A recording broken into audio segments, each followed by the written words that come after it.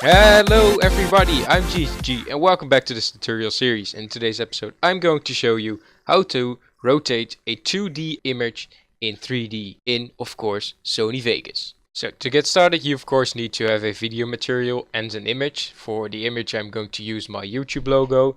And what we need to do is we need to create a new video track above the original video track you already have. And we are going to drag in the image, and I'm just going to extend the time to match the video file. And as you can see, it's kind of too big on screen right now, but we will just fix that. Okay, to rotate something in 3D we need to do two things, because we need to change our compositing mode towards 3D source alpha. And then we need to click on track motion, and track motion, as you can see, is going to open up this window. And as you can see over here, this is the top view. So what we are looking at is the image. If I actually press this and I move it, you can see that the image is moving with it as well. And of course we do not want to have it so big. Make sure that your marker is at the beginning so that you only have one keyframe.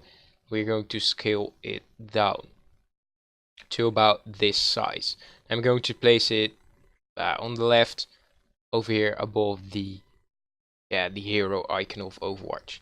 And what we want to do is we want to animate the rotation, and for that I'm going to drag the slider all the way to the end of the material, so right about here.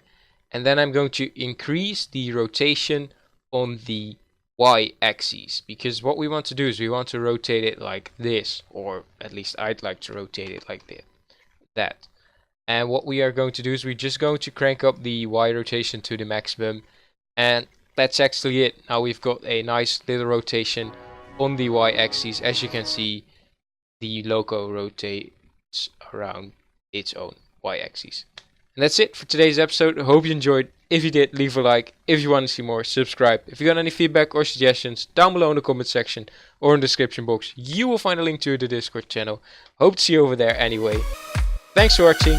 See you next time. Bye.